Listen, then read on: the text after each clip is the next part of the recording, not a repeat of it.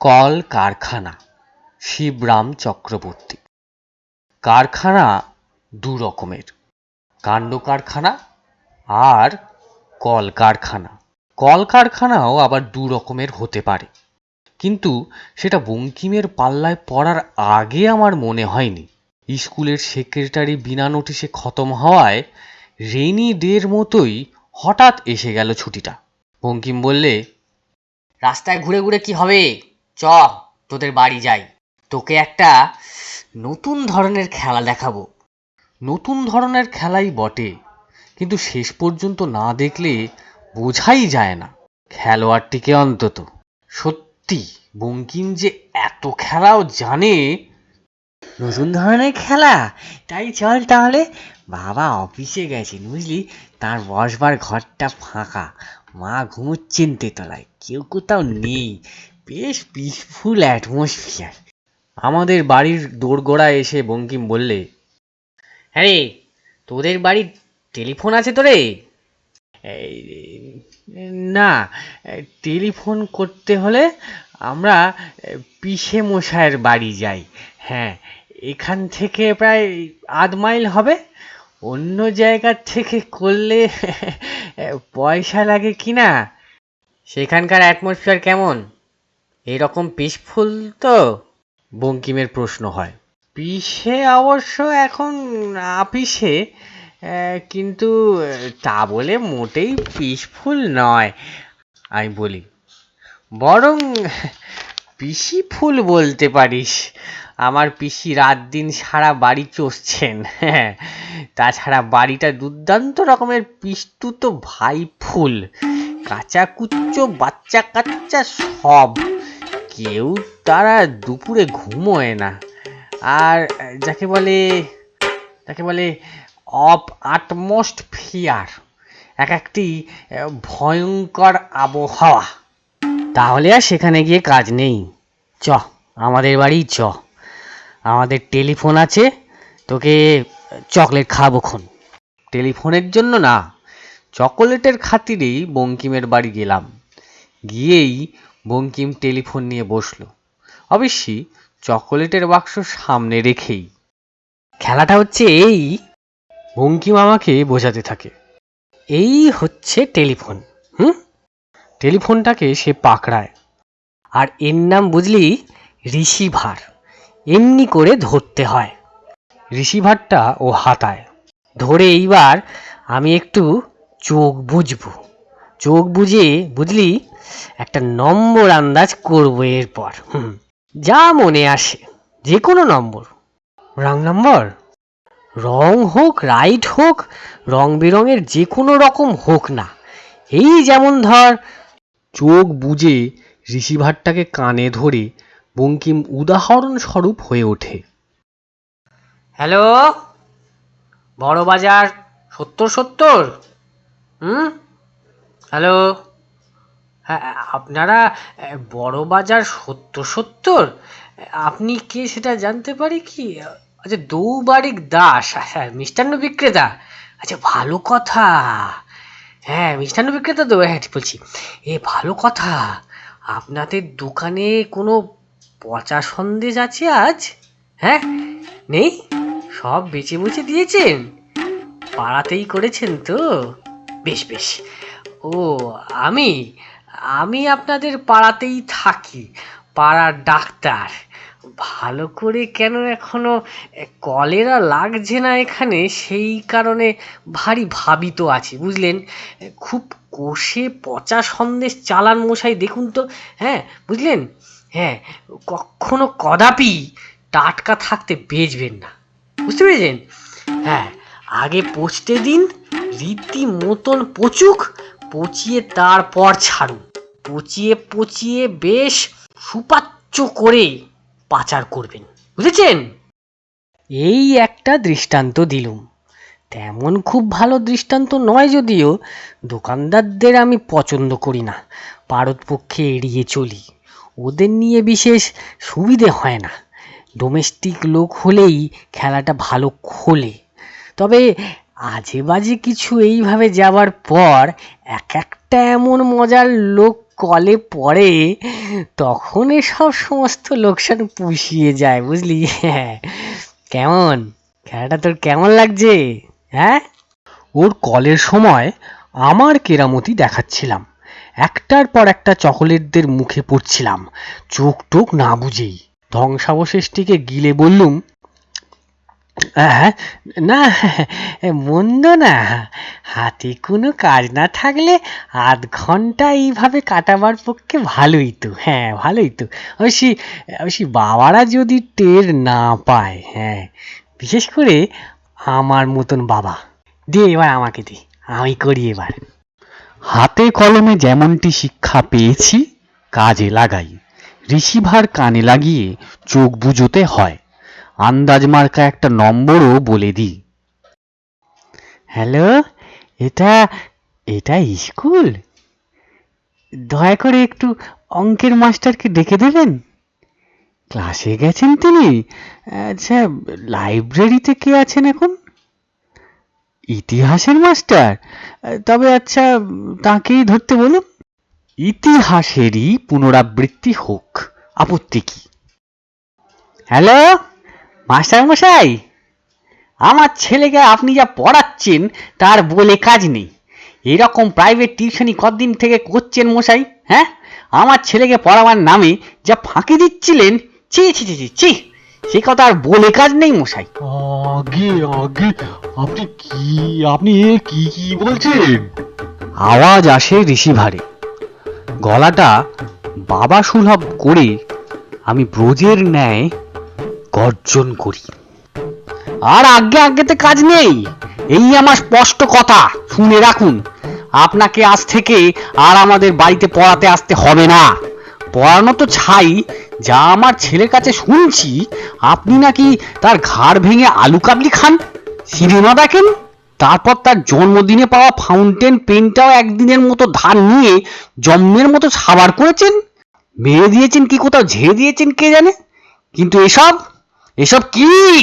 অপর প্রান্ত থেকে এবার সন্দিগ্ধ কণ্ঠ ধ্বনিত হয়। দেখুন দেখুন, শুনুন, আপনার কোথাও রং নাম্বার হয়নি তো? আমি তো আপনাকে বা আপনার ছেলেকে ঠিক ধরতে পারছি না। আর পারবেনও না। আজকে সন্ধ্যের গাড়িতেই আমরা ধরাছোঁয়ার বাইরে চলে যাচ্ছি। ভাগলপুর সটকে পড়ছি শটাং। আপনার মতো মাস্টারের খপ্পর থেকে বাঁচতে হলে এখান থেকে পালিয়ে যাওয়া ছাড়া আর কোনো পথ দেখি না মশাই। নমস্কার। টেলিফোন ছেড়ে এবার বঙ্কিমের দিকে তাকালাম। কি কিরকম হলো? প্রথম চেষ্টা হিসেবে নেহাত মন্দ হয়নি, কি বলিস? হ্যাঁ। বঙ্কিমটা ঘাড় নাড়ল কেবল, একটু বাঁকা ভাবেই। তারপর ওর পালা। ওর বলাতে একটা হলো নো রিপ্লাই, আর একটা ফিরিঙ্গি মেম সাহেব, যার কথার মাথা মুন্ডু বোঝে কার সাধ্যি। যদিও আমাদের বঙ্কিমও ইংরেজি বলচালে কিছু কম যায় না, কিন্তু হলে কি হবে, ওর বিলিতি সাধু ভাষা মেমটার কানে ঢুকলেও মগজে সেঁধুলো কিনা কে জানে।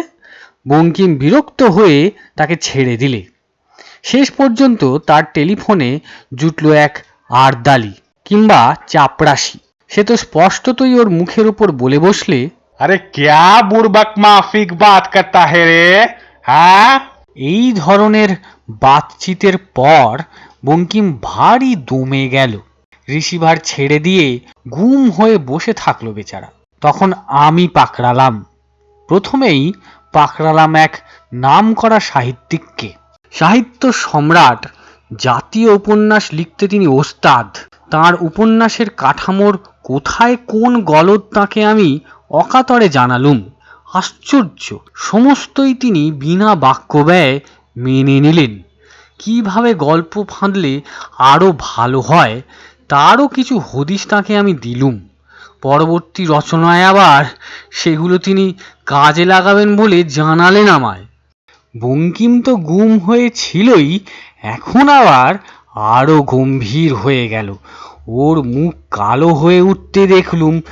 আমার হিংসাতেই বলাই বাহুল্য, কালো মুখে ও রিসিভারটাকে হাতে নিল। এবার নিয়ে চোখ বুঝল।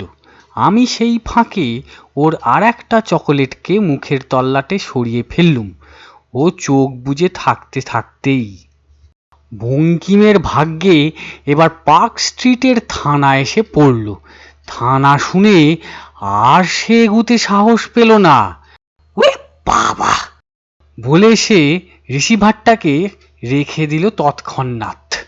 বললে, এ থানা ধরা ঠিক নয়, উল্টে থানাতেই ধরে নিয়ে যায় ফের। হ্যাঁ, বাঘে ছুলে 18 ঘা, আবার বাঘকে ছুঁলেও তাই। এবার আমি ধরলুম। আমার টেলিফোন জালে এবার একজন লেডি ডাক্তার ধরা পড়লেন। ভালোই হলো আরো। বহুবিধ সদালাপের পর তার কাছ থেকে মার অম্বলের ব্যামোর একটা পেটেন্ট দাওয়াই বাতলে নিলুম, ফিটি কিচ্ছু না দিয়েই, বিলকুল বিনা পয়সায়। আমার সাফল্যের উপরি সাফল্যে এবং নিজের ব্যর্থতার পর ব্যর্থতায় বঙ্কিম ক্রমেই চোটে চট্টোপাধ্যায় হয়ে উঠেছিল। এবার সে চোটে মোটে চকোলেটের বাক্সগুলোকে তুলে নিয়ে নিজের ড্রয়ারের মধ্যে বন্ধ করল। বঙ্কিমটা ওই রকমই, ভারী হিংসুটে। অবশ্যই আমি একটু বেশি বেশি চাকছিলুম তা ঠিকই, তবুও চকোলেটের এই বাজে খরচ তাও হয়তো ওর প্রাণে সইত, কিন্তু ওর খেলায় ওকেই এসে হারিয়ে দেওয়া, এটা বুঝি কিছুতেই ওর বরদাস্ত হচ্ছিল না। ক্রমেই ওর চোখের দৃষ্টি কঠিন হয়ে এলো। ওর মুখে একটা ক্রূর হাসি খেলা করতে লাগলো। ওর ঠোঁটের কোণ বেঁকে গেল।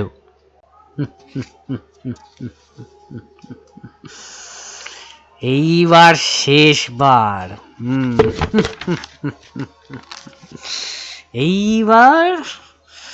এইবার শেষবার, এইবার আমার পালাই হয়েই খতম, বুঝেছ?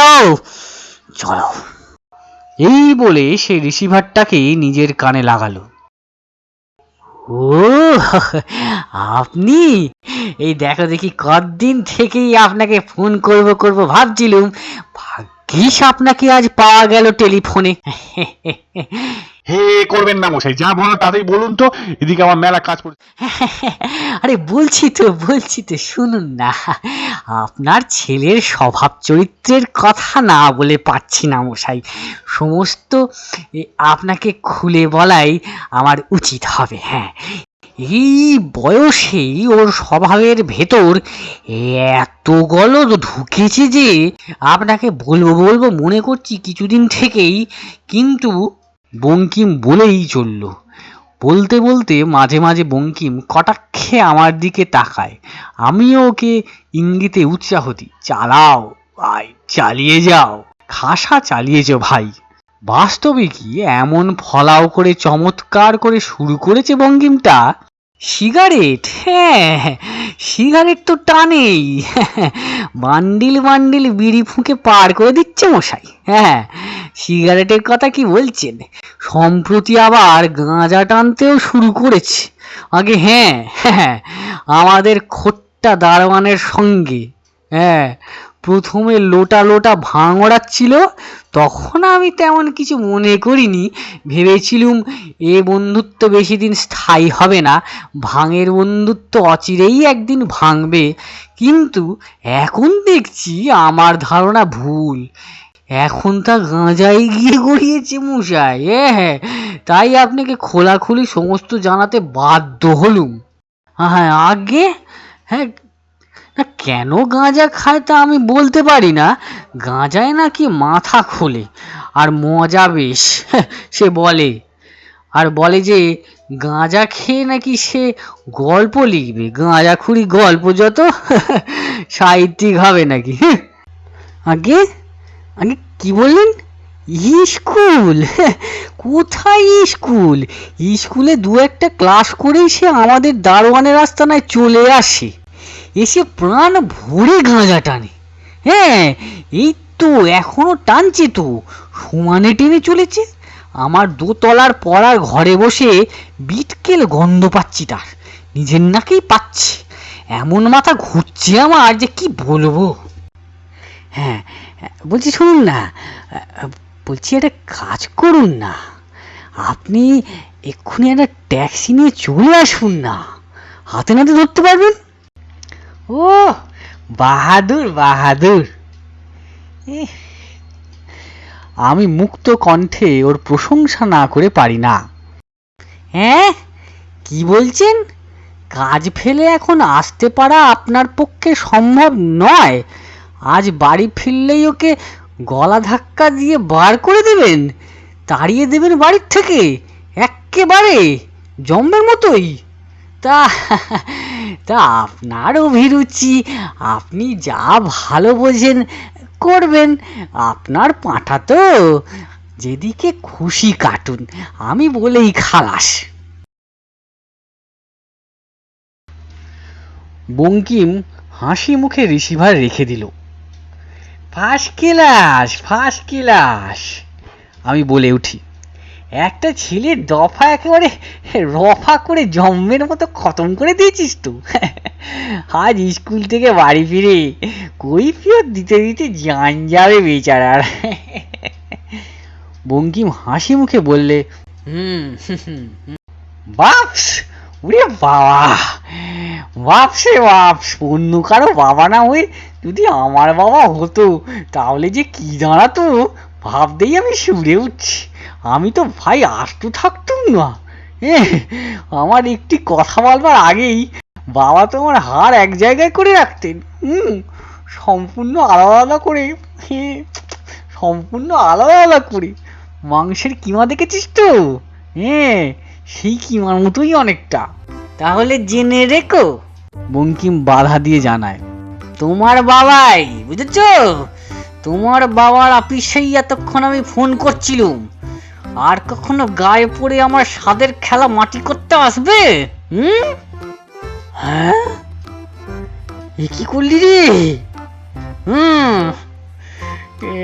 আরে কি করলি রে? গেলাম রে আমি।